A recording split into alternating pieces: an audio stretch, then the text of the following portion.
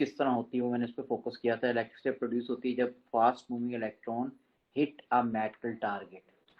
ठीक है, जो एक्सेस प्रोड्यूस होती है इसका मतलब वो दो किस्म की फिर होती हैं। ठीक है, एक तो हमारे पास एक्सेस स्पेक्ट्रम में आता है कॉन्टिन्यूस स्पेक्ट्रम या ब्रेकिंग रेडिएशन, दूसरा लाइन या करेक्टरिस्टिक स्पेक्ट्रम होता है।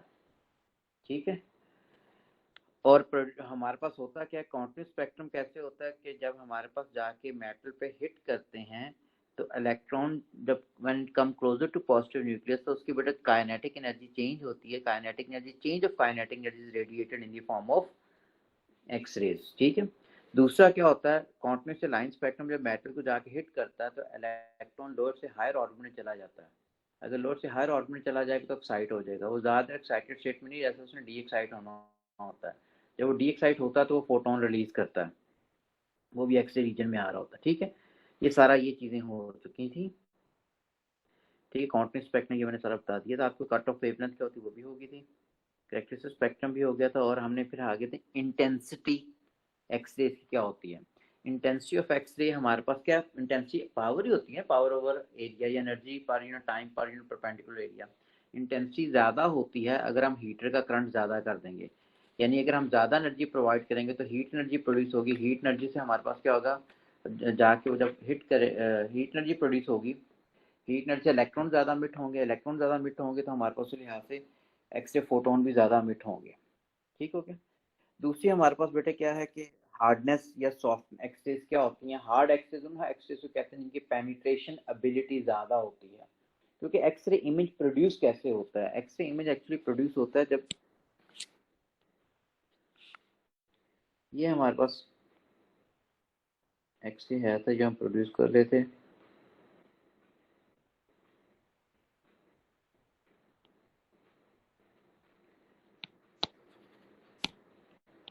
ये मैंने मोटर लगाई थी यहाँ पे।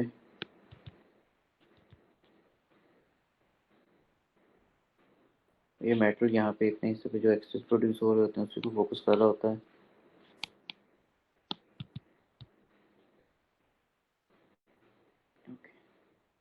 असेंबली सारी ये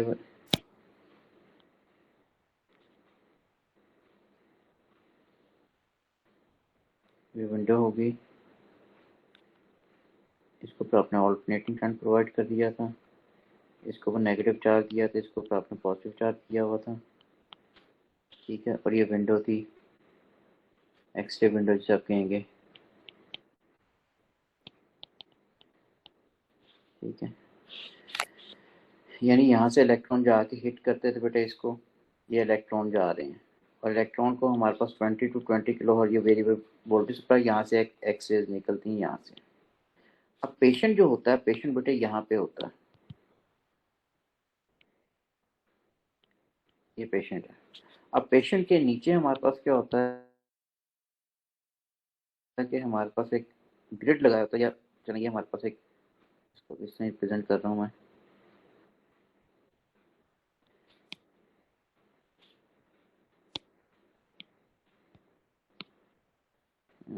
स्पेसिंग इसमें ज़्यादा आ गई। चलो, इसके नीचे हमारे पास बेटा क्या, फोटोग्राफी फिल्म ये वाली होती है। ठीक है, ये हमारे पास लेड का ग्रिड है। लेड ग्रिड होता है, फाइन लाइन इस पे ना मार्क हुई होती है बेटे। और ये हमारे पास नीचे जो है फोटोग्राफी फिल्म है जिसके ऊपर हमारे पास जाके इमेज बनता है।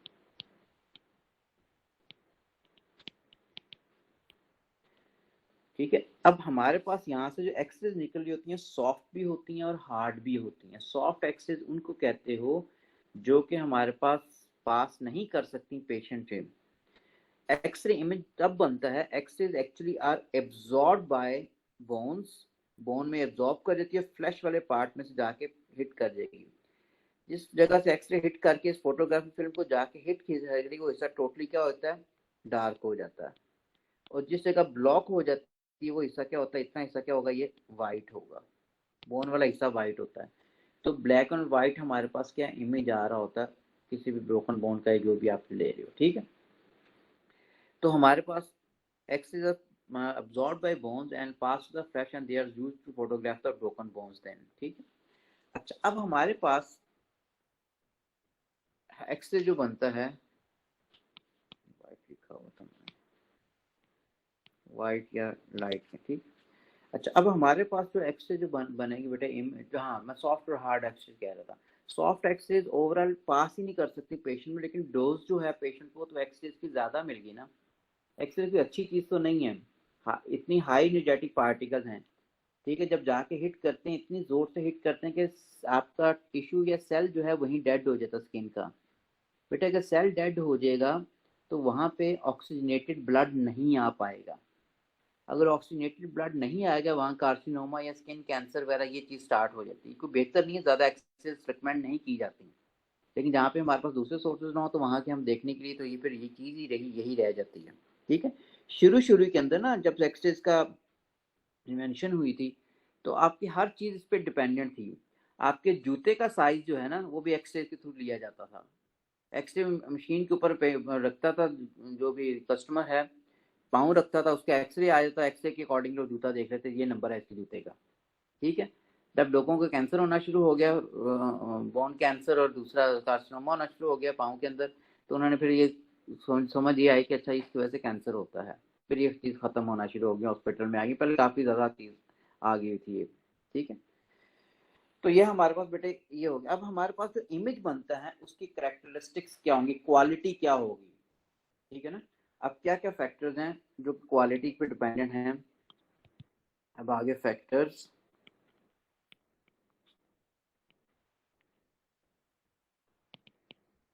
Affecting the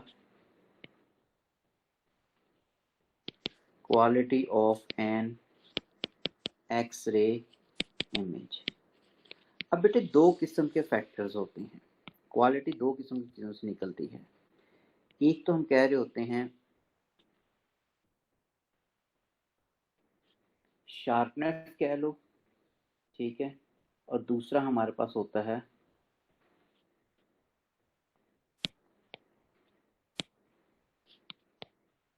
one is known as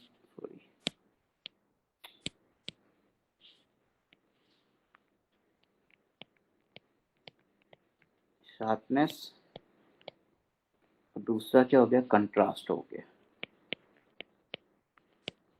sharpness is associated with well defined boundaries, कि हर जो चीज़ है उसकी बाउंड्री आपको क्लियरली नजर आ रही है, ठीक है। Sharpness associated with well defined boundaries के साथ क्या होता है, ठीक है। देखो बेटा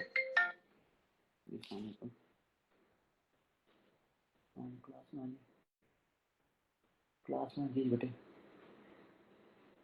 आप वो पूछ लो,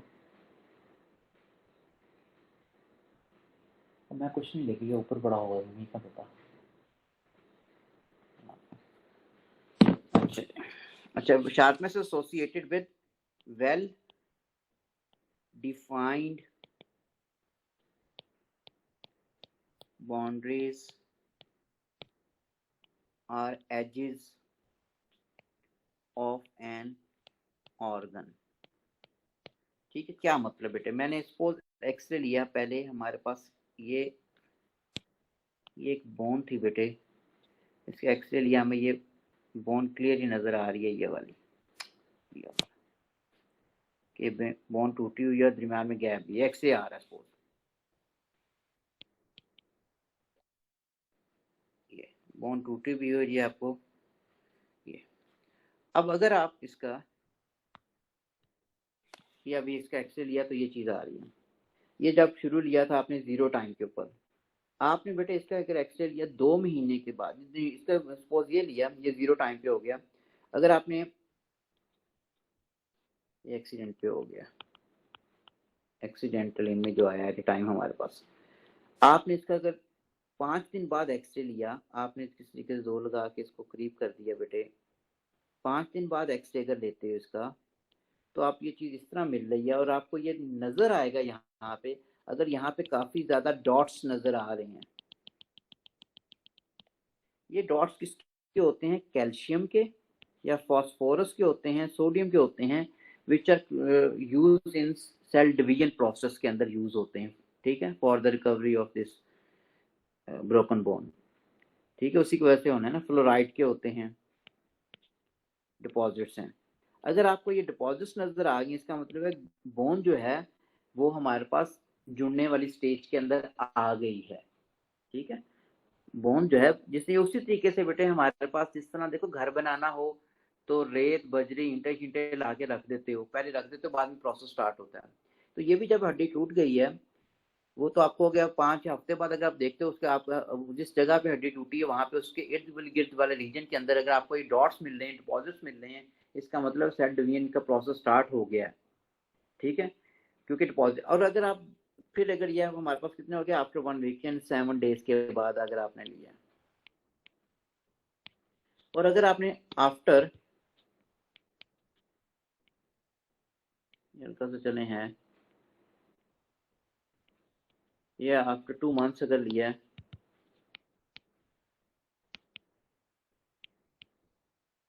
ये है।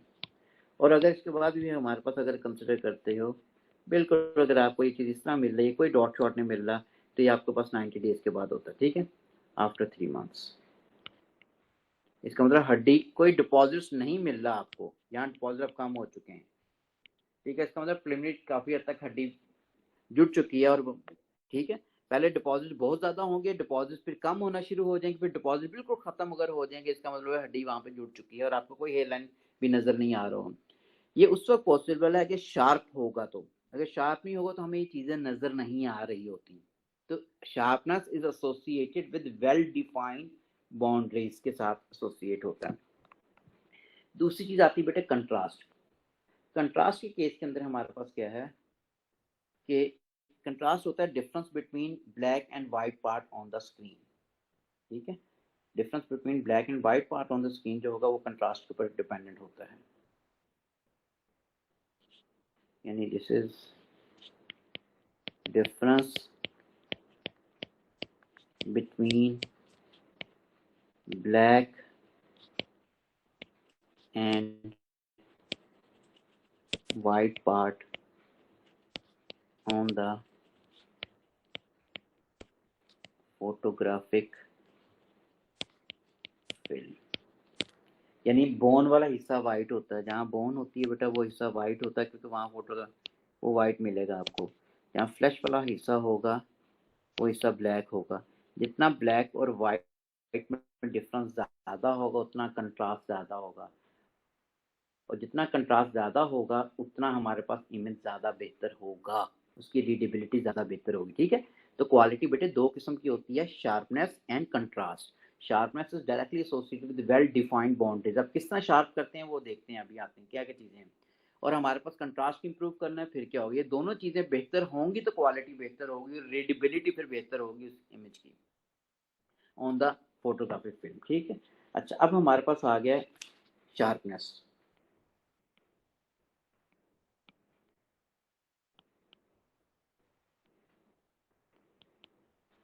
ठीक है, यानी defines well defined edges या boundaries।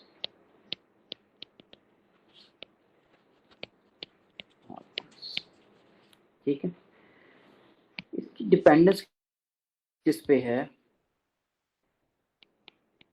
शार्पनेस बेटे ज्यादा होगी अगर area of the target metal जो है वो डिक्रीज कर दें। ठीक है, रिड्यूस या if area of the target metal is reduced. ठीक है, area of the target metal, मैं डायग्राम चलें ऐसे भी और कोशिश करता हूँ। टारगेट मेटल कौन सा, मतलब सबसे पहले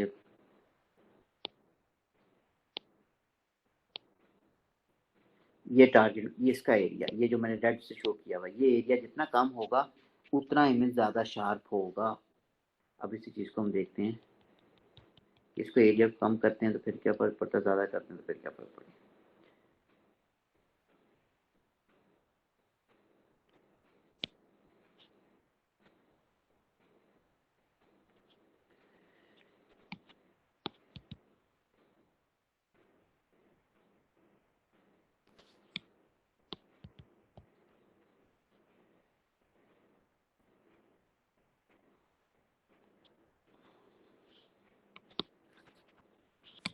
डायग्राम है,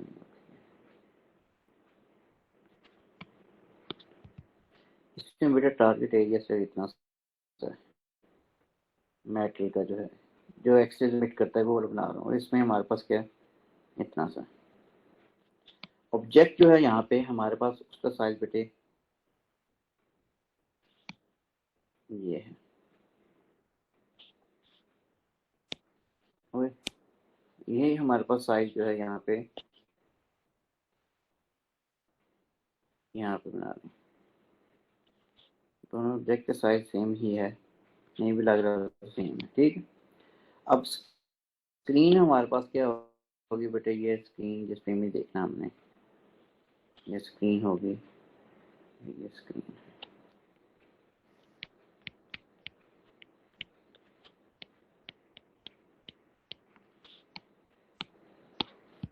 ये ऑब्जेक्ट होगी, ठीक है, जिसका इमेज लेना आपने, पेशेंट हो गया, ठीक है। This is target node.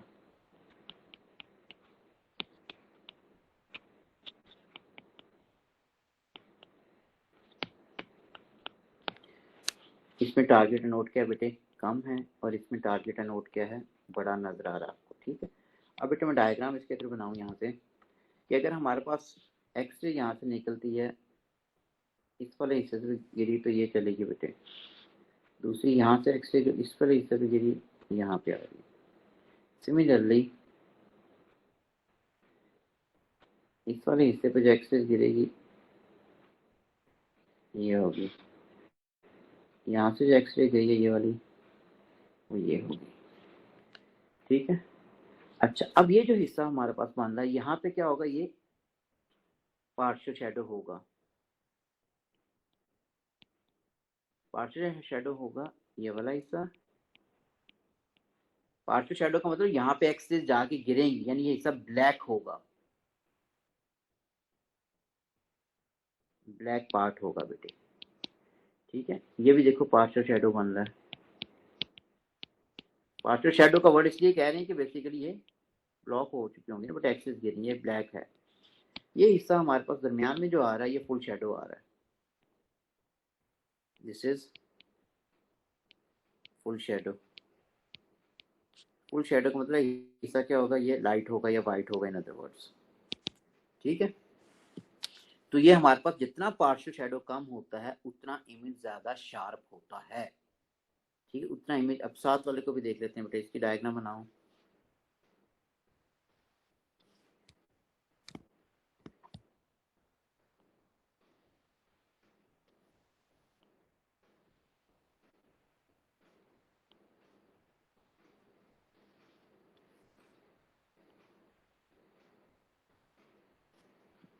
ठीक है,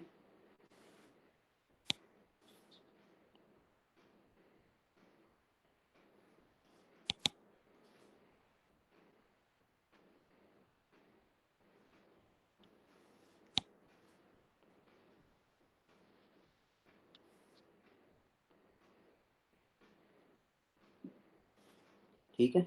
अब इसमें पार्शियल शैडो की विड्थ ज्यादा आ रही है बेटे, फुल शैडो की विड्थ क्या है, थोड़ी सी कम है, ठीक है। इसमें हमारे पास क्या है, this is partial shadow and this is full shadow. और इस पर जो हमने इलेक्ट्रॉन्स हिट किए थे, जो आ रहे थे बेटा, वो यहाँ से इलेक्ट्रॉन जाके हिट कर, ये इलेक्ट्रॉन्स आ रहे हैं, फर्दर एक्सेस निकली है, मेटल टारगेट पर जो इलेक्ट्रॉन हिट किए तो वो ये थे। अच्छा, अब ये हमारे पास जितना पार्शियल शैडो बेटे हमारे पास क्या होगा, छोटा होगा, और फुल शैडो जितना ज्यादा होगा इमेज उतना ही शार्प होता है, ठीक है। तो हमारे पास अगर if partial shadow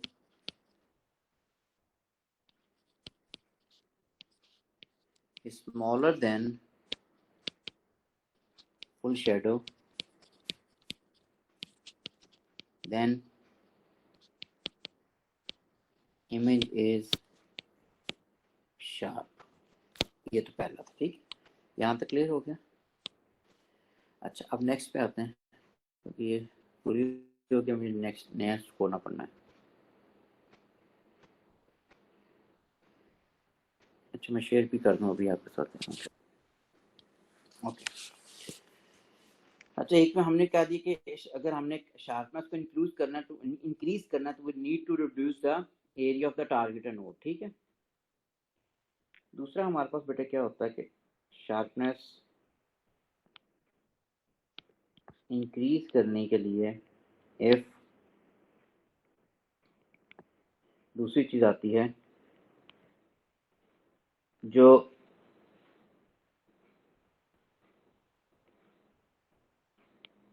reduce the width of beam by reducing the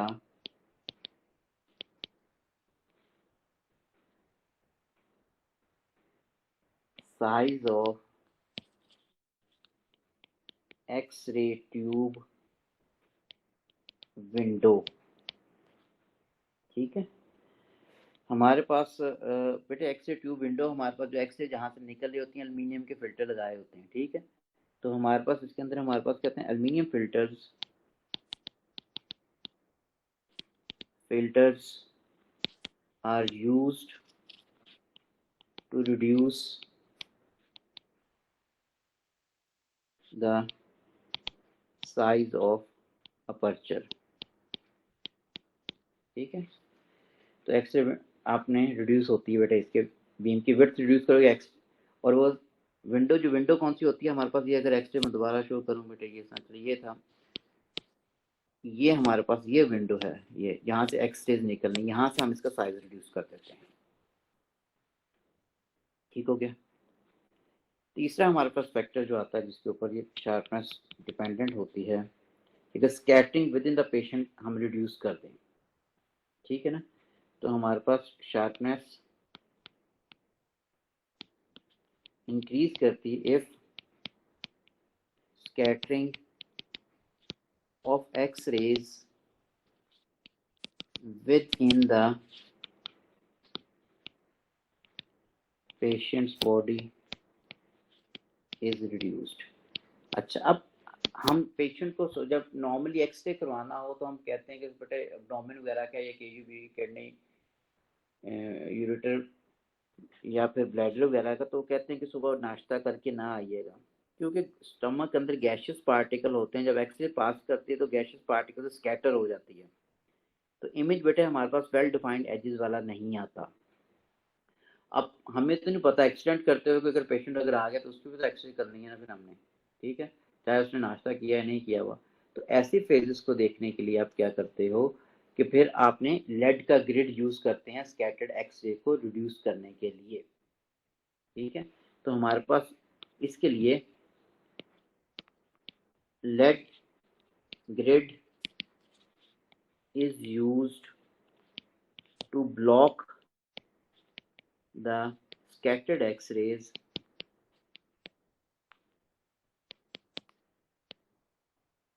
ठीक है। This lead block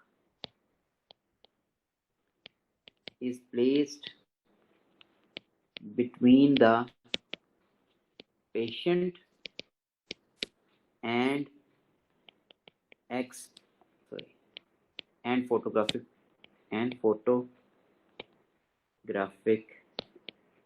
film। ठीक है। अच्छा, अब होता क्या है कि हमारे पास ये एक्सरेज आ रही थी बेटे, अगर ये सपोज पेशेंट के अंदर, ये पेशेंट है यार जैसा भी आप,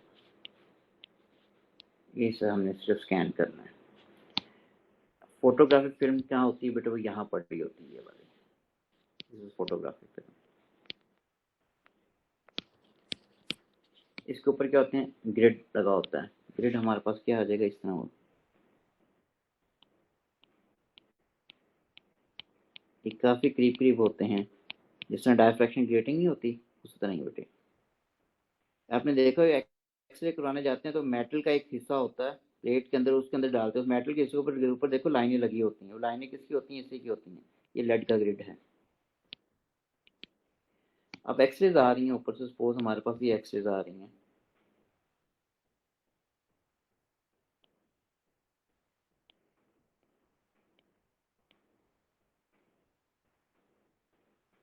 ठीक है,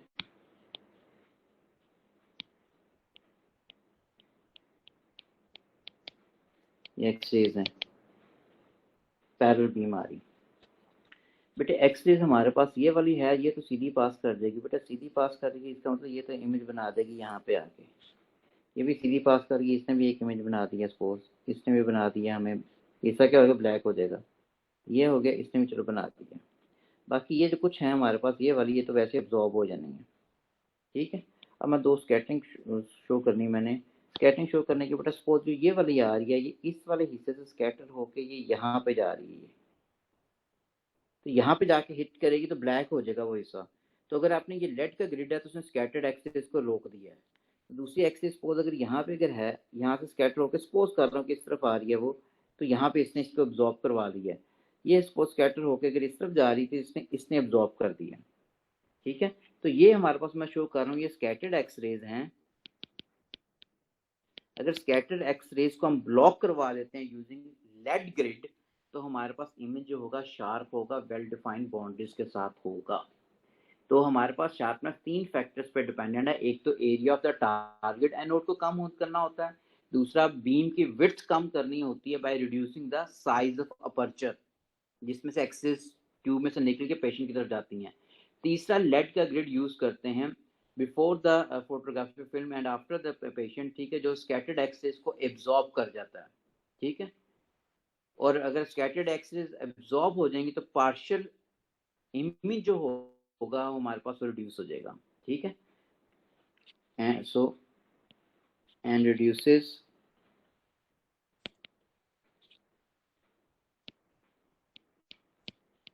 the partial shadow, partial shadow जो पहले हमने कहा था। ठीक है, फुल शेडो, पार्शियल। तो हमारे पास ये 3 फैक्टर्स पे ये डिपेंडेंट होता है। अब दूसरी चीज आती है बेटे, कंट्रास्ट क्या होता है।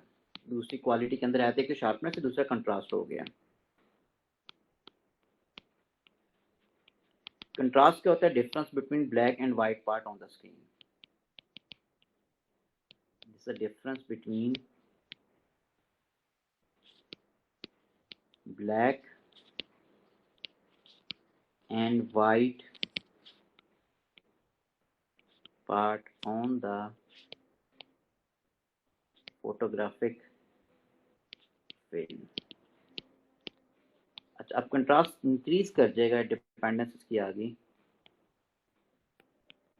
कंट्रास्ट बेटे इंक्रीज करता है अगर हमारे पास क्या है, एक्सपोजर टाइम इंक्रीज कर दें। ठीक है, यानी क्या है, अब देखो एक्सरे कराने जाते हो तो 1 आध सेकंड के लिए एक्सरे इंस्टेंट करते हैं।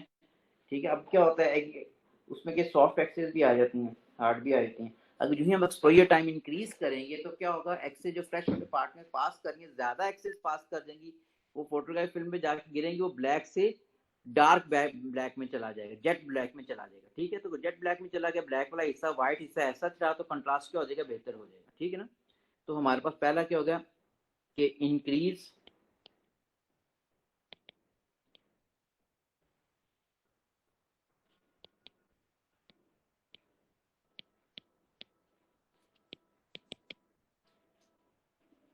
ठीक है,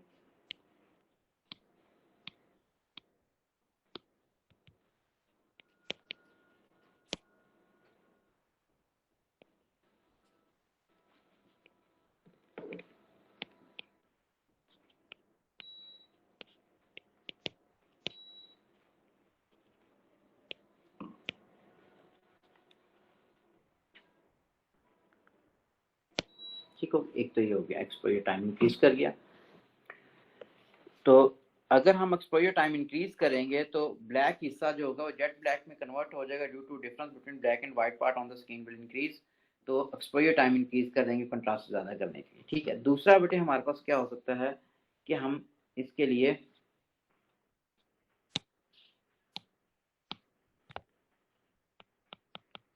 स्कैटरिंग जो ऊपर मैंने शो किया बिटवीन द पेशेंट, वो भी अगर हम स्कैटरिंग को स्टॉप कर दें, रोक देते हैं, तो हमारे पास रिड्यूस कर देते हैं, तो वो भी बेहतर है। ठीक है, स्कैटरिंग ऊपर शो की हुई है। ठीक है, shown about.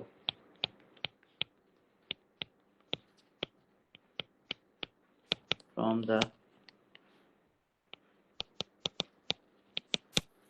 body is reduced.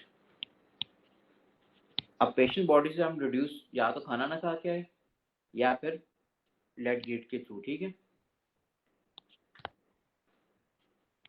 Using let grid, सारा शो किया हो ऊपर सारा सारा, ठीक है, वही है। दूसरा ये हो गया। तीसरा बेटे इसके लिए हम जो यूज करेंगे, हम कंट्रास्ट मीडियम यूज करते हैं, ठीक है, या फिर पेस्ट अ फ्लोरेसेंट मटेरियल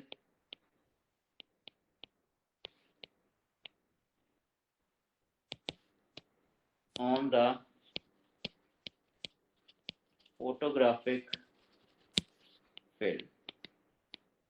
अगर फ्लोरेसेंट मटेरियल पेस्ट करेंगे इसका मतलब इसका ब्लैक से जेट ब्लैक में चला जाएगा, ठीक है, यानी part of photographic film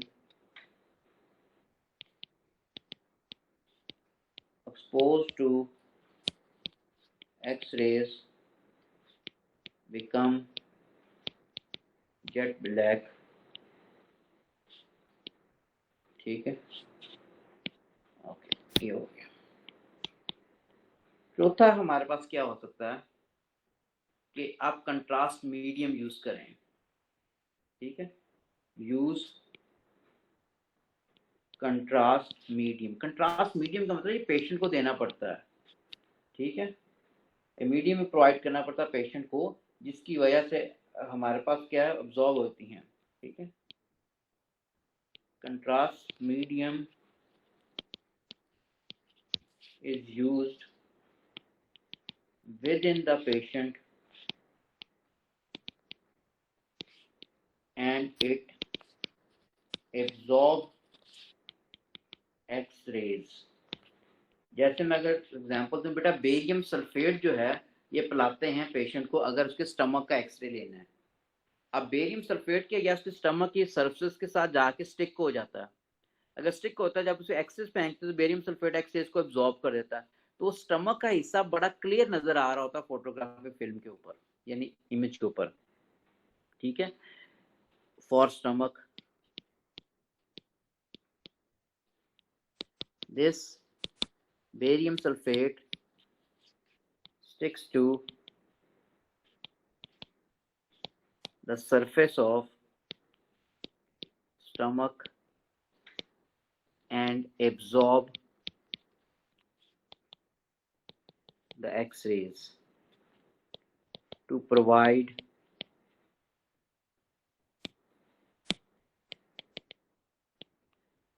a white part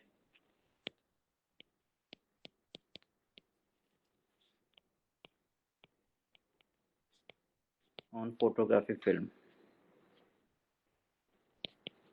ठीक है ना। एक तो ये हो गया। इस तरह बेरियम सल्फेट के अलावा बाकी भी बेटा ब्रेन के अगर एक्सरे लेना है, डिफरेंट ब्लड वेसल्स के अंदर कंट्रास्ट मीडियम इंजेक्ट किया जाता है, ठीक है। Contrast medium is also injected in blood to check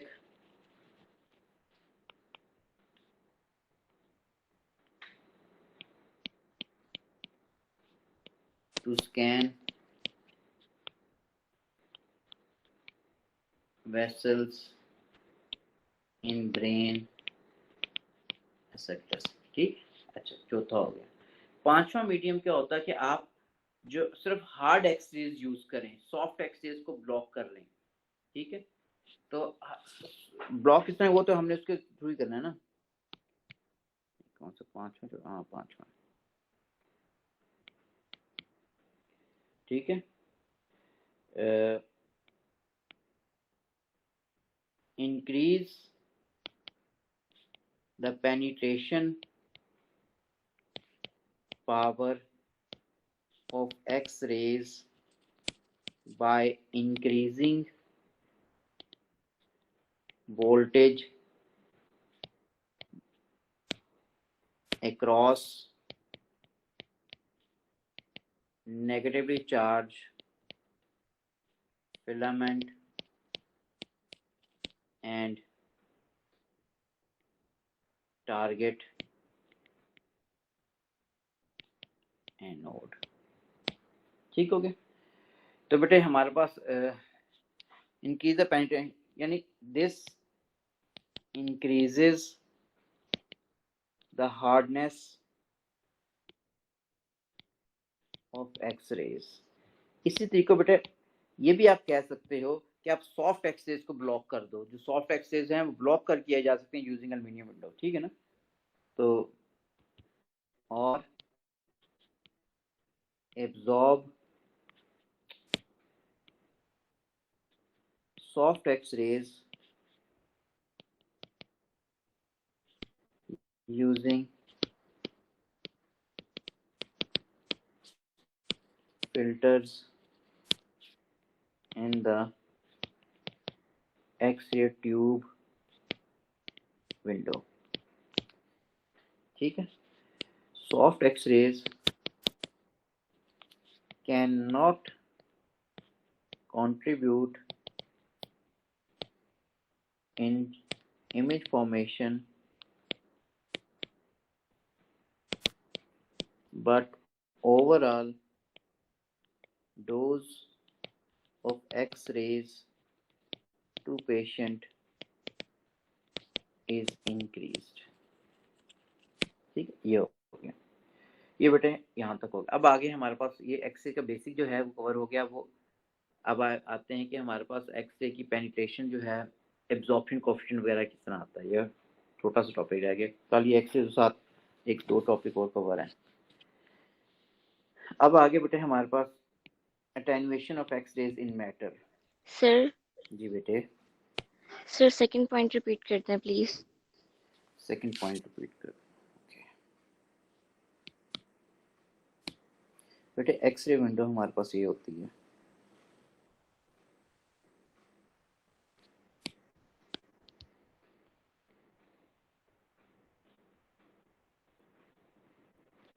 ये चीज इस तरह और इस तरह मूव कर सकती है। ठीक है। इस पे सपोज मैं कर रहा हूँ कि फिल्टर्स लगे हैं बेटा इस तरह। ये एल्यूमिनियम, वो सॉरी, हाँ एल्यूमिनियम के ये फिल्टर इस तरह लगे होते हैं। अब एक्स रेज क्या होती है? ये ट्रांसवर्स वेव होती है और ट्रांसवर्स वेव को पोलराइज कर सकते हो, यानी ब्लॉक करवा सकते हो, उनको रिस्ट्रिक्ट कर सकते हो कि एक ही प्लेन में पास कर सकें।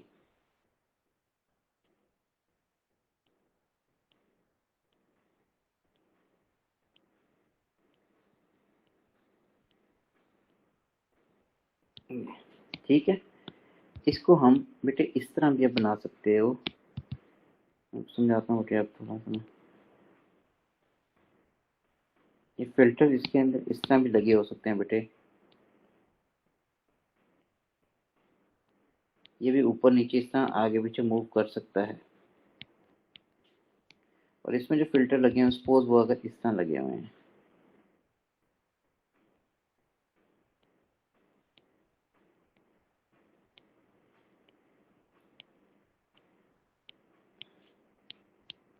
ये सिंपल लाइन जो लाइंस बना रहा हूँ ना, एक समझो कि एक लाइन या वायर है उसकी एल्युमिनियम की।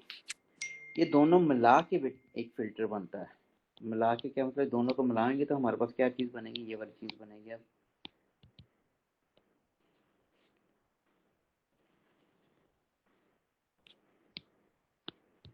जिसके अंदर ये चीज भी आगे पीछे हो सकती है, दूसरी ये चीज भी आगे पीछे हो सकती है।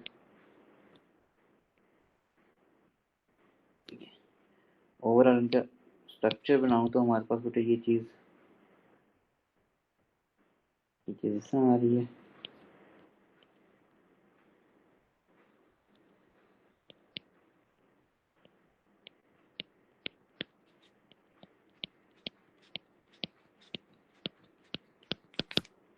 और दूसरा बेटे हमारे पास जो आ रहा है इसके ऊपर दूसरी वाली जो है हमारे पास वो इस तरह आ रही है।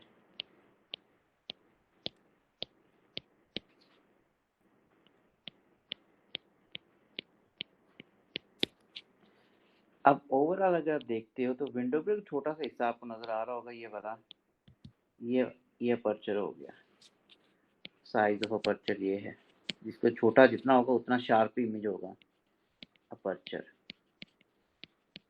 अब एक्सरे क्या है, ये हमारे पास बेटा इलेक्ट्रोमैग्नेटिक वेव है। इलेक्ट्रोमैग्नेटिक वेव तो डिफरेंट प्लेन्स में आ रही होती हैं इस तरह, ठीक है। इलेक्ट्रोमैग्नेटिक वेव डिफरेंट प्लेन्स के अंदर आ रही होती है।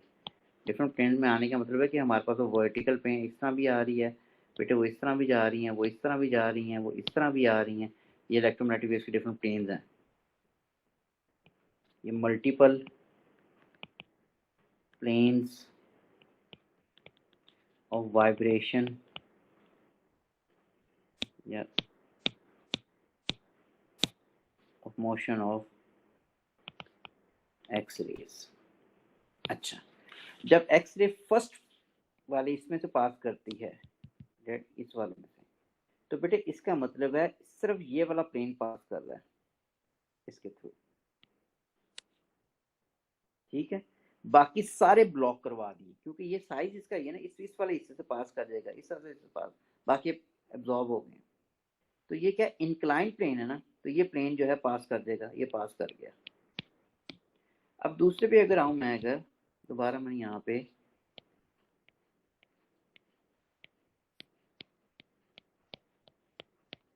ठीक है, जब ऊपर वाले मैंने शो किया, जब इसमें से पास करेंगे इसका मतलब सिर्फ ये वाला हिस्सा पास करेगा,